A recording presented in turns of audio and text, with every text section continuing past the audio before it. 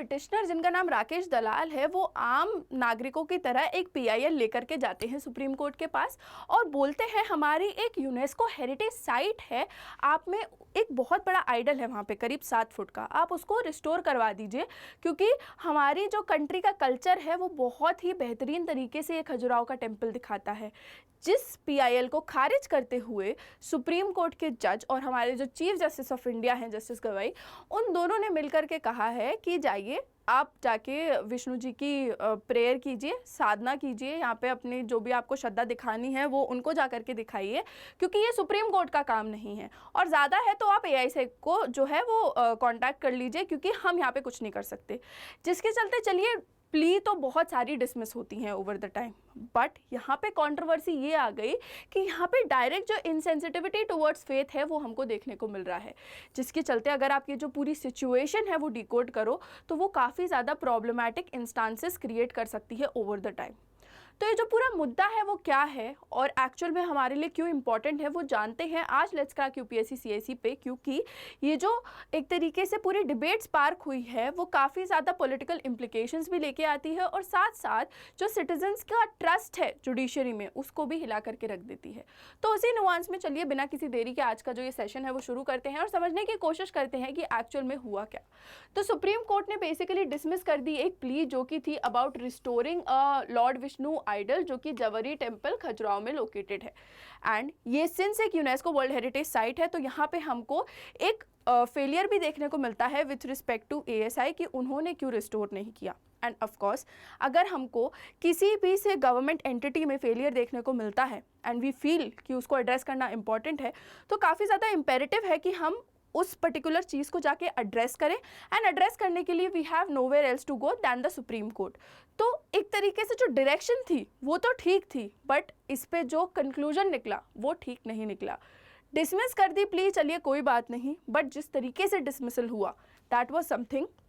which was not acceptable since ये सारे जो remarks हैं they were perceived as insensitive towards faith, जिससे काफ़ी ज़्यादा बैकलैश फेस करने को मिल रहा है। काफ़ी सारे जो हमारे एडवोकेट्स हैं वो लेटर्स लिख रहे हैं और इस पर्टिकुलर स्टेटमेंट को रिट्रैक्ट करने की बात की जा रही है कि या तो आपने ये स्टेटमेंट क्यों बोला इस पर क्लैरिफिकेशन दीजिए या तो फिर आप इस स्टेटमेंट को वापस लीजिए क्योंकि this is not something that we see for a country like India कि वहाँ पे फेथ को डायरेक्टली चैलेंज किया जाए क्योंकि आर्टिकल 25 डायरेक्टली यहाँ पे चैलेंज हो रहा है।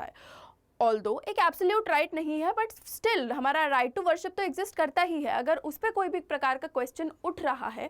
तो it's a problem which needs to be addressed. So इस पर्सपेक्टिव से अगर आप देखो तो ये जो हमारी पूरी अंडरस्टैंडिंग है वो केस की एग्जिस्ट करती है, जिसके परव्यू में अगर आप देखो तो यहाँ पे नेग्लेक्ट और फेलियर सिर्फ जुडिशरी का नहीं है, एएसआई का भी है जैसे मैंने आपको बताया, साथ साथ जो हमारे रिलेटेड एंटिटीज़ हैं उनका भी है, हमारा एक तरीके से ये एग्जीक्यूटिव फेलियर भी है क्योंकि क्यों नहीं देखा किसी ने जब ये इतनी बड़ी हेरिटेज साइट है तो why did not people bother to actually restore it, to actually look for its maintenance, why did that not happen. And if a person is actually going out there to say highlight the entire issue तो फिर क्यों इसको address नहीं किया जा रहा है, is a question that pertains to linger ऐसे ही इन द स्टेटस क्वो, जिसको एड्रेस करना काफ़ी ज़्यादा इंपॉर्टेंट है। और अगर आपको एड्रेस नहीं करना तो क्यों नहीं करना, उस पर भी क्लैरिटी दीजिए, that is the specification that is made till now जो कि अभी तक हम समझ पाए हैं। अगर आप देखो तो कई सारे रिलेटेड इश्यूज भी यहाँ पे हम लोगों को देखने को मिलते हैं, जैसे हमारा जो जुडिशियल लैंग्वेज और सेंसिटिविटी है वो क्वेश्चनेबल है। इस स्टेटमेंट से ही हम समझ सकते हैं कि कितने ज़्यादा सेंसिटिव है हमारी जुडिशरी। उसी रिस्पेक्ट में अगर आप देखो तो आर्टिकल 25 डायरेक्टली क्वेश्चन हो रहा है, हमारा राइट टू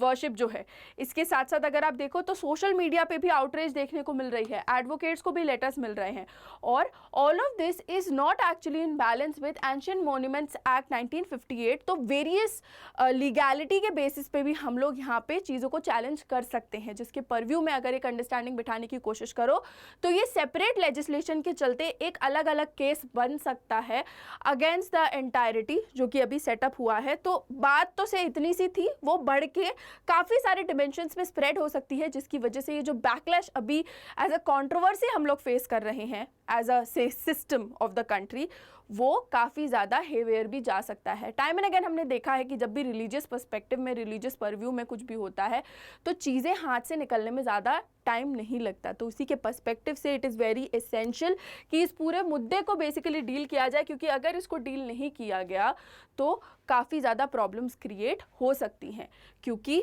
हम यहाँ पे डायरेक्टली क्वेश्चन कर रहे हैं हमारे जो भी फंक्शनरीज़ हैं उनके रोल को। इसी परव्यू में इस पूरी प्रॉब्लम को सॉल्व करने के अगर हम डिमेंशंस देखने की कोशिश करें तो यहाँ पे बेसिकली जो भी हमारा लीगल डिसमिसल रहा है,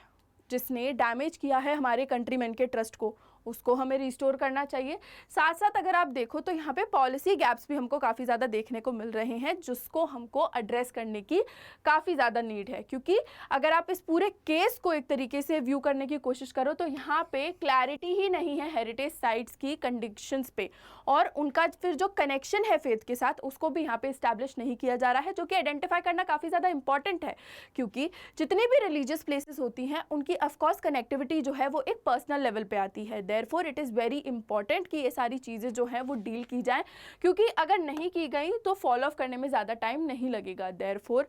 ऐसा जो भी मुद्दा क्रिएट होता है से इन फ्यूचर या फिर अभी भी, उस पर हमको एक जुडिशियल रिस्ट्रेंट इन लैंग्वेज को प्रैक्टिस करना चाहिए, जिससे कि ऐसे जितने भी रिमार्क्स जो कि डिसमिसिव हैं, कंट्रोवर्शियल हैं, वो सब हम एड्रेस कर पाएँ। क्लैरिफिकेशन मैकेनिज्म भी हमको एक बनाना चाहिए जिसमें सुप्रीम कोर्ट की रजिस्ट्री जो है वो इशू कर सकती है ऐसे सारे क्लैरिफिकेशन जो कि आउटरेज को स्पार्क करते हैं, जिनसे कंट्रोवर्सीज क्रिएट होती है, जिससे जो सिचुएशन से एक बहुत ही बेबी स्टेज पे है उसको हम वहीं पे कंट्रोल कर पाए। हमारा ASI का जो इंगेजमेंट है वो भी स्ट्रेंथन हो सकता है इस सब के मैकेनिक्स में, और करना भी चाहिए, क्योंकि again at the end of the day आपका काम सिर्फ रिपोर्ट्स बनाना नहीं है, आपका काम मेंटेनेंस करना भी है हमारी जितनी भी आर्कियोलॉजिकल साइट्स हैं उन सब का, राइट। और हमको जो हमारा हेरिटेज मैनेजमेंट है उसको बैलेंस करना चाहिए, जिससे कि हमारी कंट्री की जो ऑथेंटिसिटी है वो टाइम एंड अगेन मेंटेन रहे। एंड देयरफॉर ये सारी सिचुएशन को रिजॉल्व करना भी बहुत ज़्यादा ज़रूरी है, क्योंकि अगर पब्लिक बैकलैश एक बहुत ही मैसिव लेवल पे आ गया तो this will turn into an internal war. क्योंकि जितने भी सनातनी हैं, जितने भी हिंदू लोग हैं जो कि हमारी कंट्री में रहते हैं, वो इस पर्टिकुलर सिचुएशन को एक डायरेक्ट अटैक की तरह फील कर रहे हैं। Therefore it is very important कि इस पूरी सिचुएशन को हम जल्द से जल्द सॉल्व करें, ताकि we can get out of this and we can focus on things that are more important. So इसी नुआंस में बेसिकली ये जो पूरा सिचुएशन का मैंने एक ब्यौरा है वो आपको दे दिया है। अब आपका काम यहाँ पे बनता है कि आप बताइए कि कैसे जस्टिस गवाई इस पर्टिकुलर अपने स्टेटमेंट को यहाँ पे रिफ्रेम कर सकते हैं और एक क्लैरिफिकेशन दे सकते हैं। अगर आप जस्टिस गवाई की जगह होते तो आप क्या करते, एंड साथ ही साथ आपका इस पूरे मुद्दे के बारे में क्या मानना है वो भी बताइए, क्योंकि कई सारे लोगों के लिए तो ये एक ऐसे ही से पब्लिसिटी स्टंट होगा, क्योंकि that is what even justice गवाई सेड कि ये सारी जो लिटिगेशंस आप लेकर के आते हैं हाईलाइट होने के लिए, वो पब्लिक इंटरेस्ट लिटिगेशन नहीं होती, वो पब्लिसिटी इंटरेस्ट लिटिगेशन होती है। तो इसी सब नुआंस में हमारे डिमेंशन जो है वो काफ़ी सारे ओपन है फॉर थॉट। आप लोग ज़रा कोशिश कीजिए, थोड़ा ब्रेनस्टॉर्म कीजिए और बताइए कि एज सच ये जो सिचुएशन है वो कैसे और प्रिवेल कर सकती है और सॉल्व हो सकती है। सो अभी के लिए सेशन में इतना ही। मेरे पास आप लोगों के लिए कुछ इंपॉर्टेंट अनाउंसमेंट है which is with respect to हमारा अनअकैडमी का प्लस सब्सक्रिप्शन। तो अगर आप प्लस सब्सक्रिप्शन लेना चाहते हैं और आप देखना चाहते हैं कि बेसिकली ट्रायल क्लासेस कैसे होती हैं, तो now is the right time, क्योंकि एक स्पेशल क्लास का कार्निवल जो है वो स्टार्ट होने जा रहा है। ये कार्निवल आपका 18 सितंबर यानी कि कल से स्टार्ट होगा। शाम 7 बजे से आप देखोगे सुदर्शन सर को लाइव, एंड उसके बाद फॉलोइंग प्रतीक नायक सर जो कि स्पेक्ट्रम पढ़ाएंगे आपको, आरती मैम जो कि आपको आर्ट एंड कल्चर का बेसिकली एक रिव्यू देंगी, Indian polity by doctor Siddharth sir, ये भी आपको मिल जाएगा, एंड साथ साथ आपको स्ट्रैटेजी करने के लिए भी सेशंस मिल जाएंगे। तो now is the right time कि आप टेस्ट भी कर सकते हो कि हमारे प्लेटफॉर्म पे आपको कंटेंट कैसा मिलता है, और साथ ही साथ आप इस कंटेंट को कंज्यूम भी कर सकते हो। इसके साथ अनअकैडमी का जो सिविल सर्विसेज चैंपियनशिप टेस्ट है वो भी आ चुका है वापस, जिसमें जो भी फर्स्ट प्राइज ओनर होगा वो रहेगा आपका मैकबुक मिलेगा उनको, followed by an Apple iPad, Amazon Kindle and smart watches. ये आपके टॉप 10 के गिफ्ट आइटम्स है, अलॉन्ग विद स्कॉलरशिप तो आपको मिल ही रही है, और बहुत सारे एक्साइटिंग आइटम्स जो कि आपको इस पर्टिकुलर टेस्ट देने मात्र मिल जाएंगे। साथ साथ 22,999 की प्राइसिंग पे आपको अप टू 12 मंथ्स के